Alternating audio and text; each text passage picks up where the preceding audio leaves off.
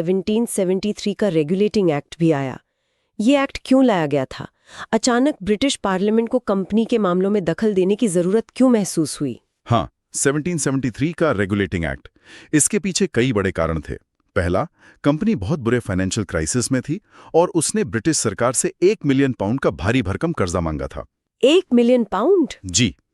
दूसरा, कंपनी के जो अधिकारी थे उनके करप्शन, उनके प्राइवेट ट्रेड से बेहिसाब दौलत बनाने और बंगाल में जो डुअल गवर्नमेंट के कारण बुरा हाल हुआ था, उसकी खबरें इंग्लैंड पहुंच रही थीं। अच्छा, तो खबरें पहुंच रही थीं। हाँ, और तीसरा, कंपनी अब सिर्फ एक ट्रेडिंग बॉडी नहीं रही थी, वो भारत में एक बड़ी रीजनल पावर बन चुकी थी।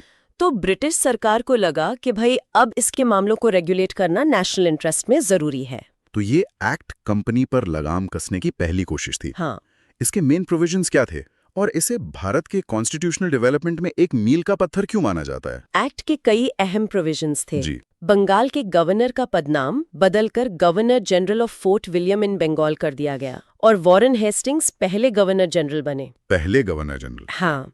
उनकी मदद के लिए 4 मेंबर की एक एग्जीक्यूटिव काउंसिल बनाए गए। फैसले बहुमत से होने थे।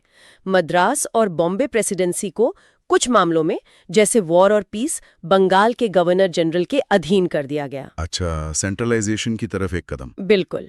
कलकत्ता में एक सुप्रीम कोर्ट बनाने का भी प्रोविजन था, जो 1774 में बना। इसमें एक chief justice Sir Elijah Impey पहले चीफ जस्टिस थे और 3 और जज थे। और एक बहुत जरूरी बात, एक्ट ने कंपनी के सभी कर्मचारियों, गवर्नर जनरल, काउंसिल मेंबर, जज, सबको किसी भी तरह का गिफ्ट, डोनेशन या इनाम लेने से सख्त मना कर दिया। प्राइवेट ट्रेड पर भी रोक लगा दी। लेकिन क्या ये एक्ट पूरी तरह कामयाब रहा? किताब इसके फायदे और नुकसान दोनों बताती है। मुख्य कमियां क्या थीं? देखिए, सबसे बड़ा फायदा तो ये था कि इसने पहली बार ब्रिटिश पार्लियामेंट को भारत में कंपनी के रूल को कंट्रोल करने का अधिकार दिया। एक तरह से रिटन कॉन्स्टिट्यूशन की शुरुआत हुई। लेकिन हाँ, कमियां भी गंभीर थीं। जैसे?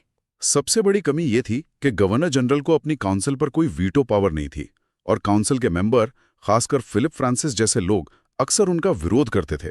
इससे एडमिनिस्ट्रेशन चलाना बहुत मुश्किल हो जाता था। मतलब इंटरनल पॉलिटिक्स? हाँ, कह सकते हैं। दूसरी बड़ी प्रॉब्लम थी सुप्रीम कोर्ट और गवर्नर जनरल इन काउंसिल के बीच पावर्स और जुरिस्डिक्शन का क्लियर बंटवारा ना होना। दोनों में अक्सर टकराव होता रहता था, जैसे नंद कुमार के केस में हमने देखा। हाँ, वो मामला तो बहुत विवादित था। बिल्कुल। और ये भी क्लियर नहीं था कि सुप्रीम कोर्ट किस पर लागू होता है, सिर्फ कंपनी के कर्मचारियों पर या भारत के सभी निवासियों पर। इन्हीं सब कमियों को दूर करने के लिए फिर बाद में पिट्स इंडिया एक्ट लाया गया।